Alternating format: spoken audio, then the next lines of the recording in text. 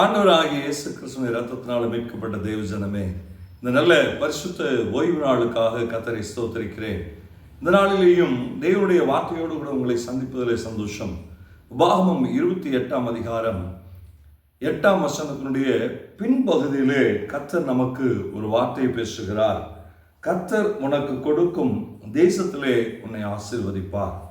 ஆண்டவராகிய தேவன் இன்றைக்கு நம்மோடு கூட பேசுகிற வார்த்தை, நமக்கு கொடுக்கும் தேசத்தில் நம்மை ஆண்டவர் ஆசீர்வதிப்பார்.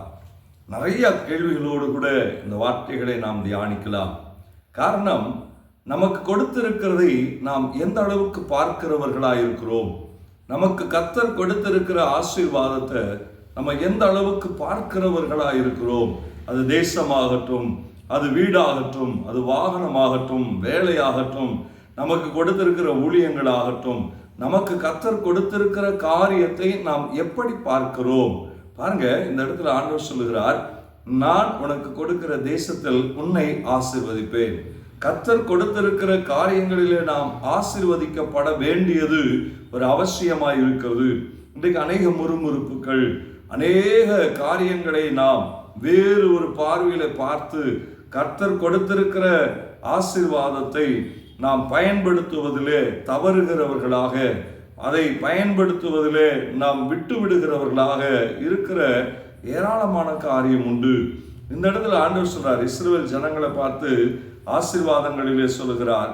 16 ஆசீர்வாதங்களிலே கீழ்ப்படுகிற கர்த்தருடைய வார்த்தையின்படி நடக்கிற ஒவ்வொருவருக்கும் ஆண்டவர் சொல்லுகிற 16 ஆசீர்வாதங்களிலே ஒரு முக்கியமான ஆசீர்வாதத்தை கொடுக்கிறார். நான் உனக்கு கொடுக்கிறதுல நான் உன்னை ஆசீர்வதிப்பேன் என்று சொல்லி.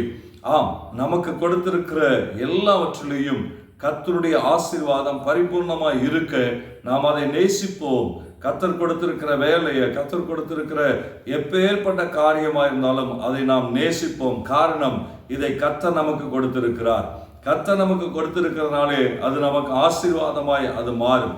ஒருவேளை நம்முடைய பார்வை அதில் வேறு விதமாய் விழுமையானால், நம்முடைய காரியம் அதை பிடிக்கல, ஆண்டவர் எனக்கு பிடிக்காதது கொடுத்துட்டாரு, ஆண்டவர் எனக்கு பிடிக்காத இடத்துல வச்சுட்டாரு என்று சொல்லி நீங்களும் நானும் அதை பார்ப்போமே ஆனால் அதை நாம் ஆசீர்வாதத்தை இழக்கிறதுக்கு சமானமாய் இருக்கிறது.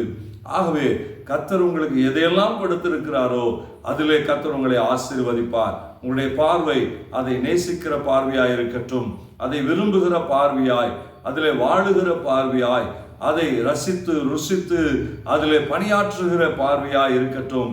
நிச்சயமாகவே கர்த்தர் அதை நமக்கு ஆசீர்வாதமாய் மாற்றி, நமக்கு மட்டுமல்ல நம்முடைய சந்ததிக்கே அதை ஆசீர்வாதமாய் கர்த்தர் மாற்றித்தர அவர் வல்லவராய் இருக்கிறார். ஜெபிப்போமா. சர்வ வல்லமையுள்ள எங்கள் நல்ல தகப்பனே, என்னோடு கூட இணைந்து ஜெபிக்கிற அத்தனை பேருடைய வாழ்க்கையிலையும் ஆண்டவரே, உம்மை ஏற்றுக்கொண்ட நாளிலிருந்து இதுவரைக்கும் நீர் கொடுத்திருக்கிற காரியங்களை அவர்கள் எப்படி பார்க்கிறார்கள் என்று சொல்லி ஆண்டவரே இன்றைக்கு நீர் உணர்த்தி, ஆண்டவரே கர்த்தர் கொடுத்த எல்லாம் எனக்கு ஆசீர்வாதம் தான் என்று சொல்லி ஆண்டவரே அதை பார்வையில மாற்றிக்கொள்ளட்டும் சொல்லி ஜெபிக்கிற ஆண்டவரே. அப்பா, கர்த்தர் கொடுத்திருக்கிற ஒவ்வொன்றையும் அனுபவிக்கட்டும் அப்பா. ஆண்டவரே, வீட்டை அப்பா கொடுத்திருக்கிற பணத்தை, ஐஸ்வர்யங்களை, வாகனங்களை, ஆண்டவரே வேலைகளை, ஊழியங்களை அனுபவிக்கட்டும் சொல்லி ஜெபிக்கிற ஆண்டவரே. அப்பா, அது அவர்களுக்கு ஆசீர்வாதமானதாய், ஆண்டவரே அதை அவர்களை உயர்த்துகிறதாய், சந்ததி சந்ததியான ஆசீர்வாதங்களை கொடுக்கிறதாய் இருக்கட்டும் சொல்லி ஜெபிக்கிறேன். நீர் அப்படி செய்கிறதுக்காக உமக்கு நன்றி செலுத்துகிறேன். இயேசு கிறிஸ்துவின் நாமத்தினாலே ஜெபிக்கிறோம் எங்கள் நல்ல பரிசுத்த பிதாவே. ஆமென், ஆமென். கர்த்தர் உங்களுக்கு கொடுத்திருக்கிற எல்லாமே ஆசீர்வாதம். God bless you. God bless you.